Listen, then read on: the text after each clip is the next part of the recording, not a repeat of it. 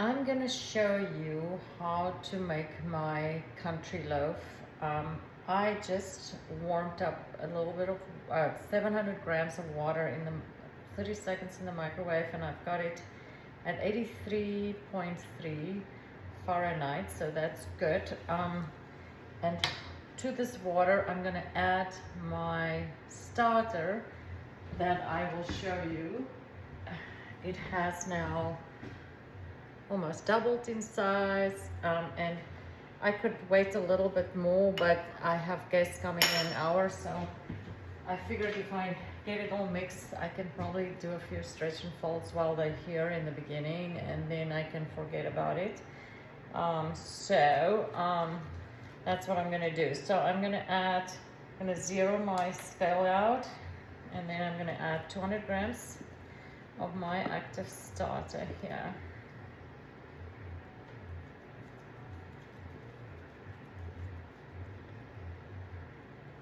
Usually I add this later, and I also wait till I add the salt. So I have this long process in the beginning where I just do an autolyse with the flour and the water. Then I wait 30 minutes, and then I add my starter. Then I wait another 30 minutes, and then I add my salt. But today, because I don't have time, I'm just gonna wing it. I'll do it all together and see what the results are gonna look like. By the way, I just added 216 grams of starter, but that's okay too. It's supposed to be 200, but that's fine. And I'm just gonna mix this into my water to get it even a little bit, and then we will add the flour, and I'm going to add about 400 grams of whole wheat and Bob Smalls. Sometimes I use the Costco flour. I just haven't been to Costco, and then I'm gonna use the Bob Smalls artisan flour. I'm gonna do probably about 600 grams of the artisan bread flour, and then I'm gonna do 400 grams of the whole wheat flour, and then 24 grams of salt. And then I'll show you how that. So I just added the 400 grams of whole wheat to my 700 grams of water and 200 grams of levain, this starter, and I mixed the water and starter, and then I added 400 grams whole wheat, 600 gram bread flour, and 24 grams of salt. And this time I added everything at the first step, which usually, as I say, I don't do that, but I want to see if there's a big difference. I'm crunched for time a little bit, so I'm just gonna do it like this, and if the results are good, then I know I can do that again. As I say, even if your bread is not perfect, it's still gonna be better than anything you buy in a store, and healthier. So just bake, and you know, if you over proof your bread, you make focaccia. So use the spatula to scrape down my hands. The more you can get off your hands, the better for your drains. You don't want this dough to go down your drains too much. It will eventually clog it and cause problems. So that's what I do. I also want to say that this starter is now, there's only a little bit left, and this is going to go in my fridge now for probably a week until I'm ready to bake again. So my starter is over, I think, almost 2 years old now, and it's strong, and it reacts very quickly when I feed it. In the beginning, I used to feed it and discard and feed and discard, or bake pancakes or whatever, just to get it to this point where I could literally just take this little bit, leave it in the fridge. I don't need to keep feeding and discarding anymore. So when you get to that point when your starter is nice and strong, you don't need to keep feeding it. You can just leave it in the fridge till you're ready to bake again. Very easy. So this dough is 70% hydrated, where usually my dough is 75% hydrated, and now I'm wondering if I must add a bit of water at this point and see what happens. I guess I can do that, so I might just do that. Hold on. This is now totally bending the rules, so I'm gonna bring my dough to 75 hydration by just adding 50 grams here, freehand it.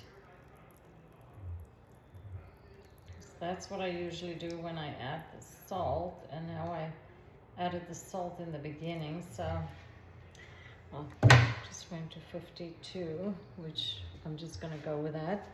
So now I'm gonna have to mix this in, and that could take a bit. Let's see what happens if I mix this in. Anyway, I'll get back to you and report back. All right, so I just want to show you the dough. I mixed it. It took me quite a bit of mixing to get that water in, but now the dough seems a little bit more familiar to me with this hydration. So I'll check it in half an hour to do more stretch and folds. All right, I just wet my hands. I am going to do my second stretch and fold after I add that water. Oh, this looks so much better. This is what I'm used to. See how much it comes up? Yep. So you just literally grab every corner and you kind of get under it, and then you pull it up, stretch it up. Yep, this is how it should perform. And then I usually just like to tuck everything here in the middle, go around so it becomes a nice solid little round ball, and then we'll do another stretch and fold in another 30 minutes. Okay, now I have my 2 loaves here. I'm going to just do a little bit of a shaping here, a pre-shape, and let it rest. So just getting it stretched out a little bit so I can start my pre-shaping. I'm just gonna fold it over.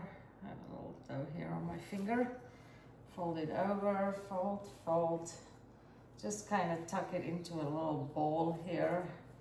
And then I'm going to start turn and pull so that I can get some tension on it and make a nice tight round shape here. That's gonna rest for about 30 minutes, and then I'm gonna do the same, but the next step will be to get it into my baskets. Okay, so it's about a half an hour for these to rest. I'm just preparing my baskets, and this is brown rice flour that I like to put in the linings of these baskets.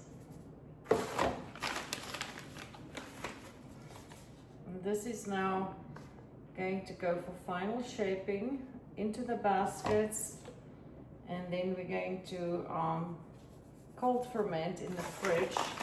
And I do want to bake today, so I'm going to the gym, and after the gym I might just pull them out of the fridge and bake, so it's not going to be a very cold. Usually you cold ferment overnight, but like I say, I'm just doing what works for me right now. So I was out all week, so and I gotta go do some open houses today. I'm a real estate agent, so Saturdays and Sundays I usually do work, so I've got to find a way to do this in between what I'm doing. So I'm going to, and I also have my smoker going since last night. I have a nice pork butt on the smoker for us for later today. Okay, so I'm just did another roll, and I'm trying to shape this in a longer shape because it's going to go, and I go upside down, seam up. You'll see there's some seams that you just want to close. We can stitch them together like this. You might have to do this a few times. Sometimes it just pulls open again. Now these guys are ready to, usually, like I say, you'll cold ferment overnight. I do want to bake today, so I'm probably going to bake at least one of these loaves today. I might leave the other one for tomorrow. Then I have 2 fresh loaves over the weekend. All right.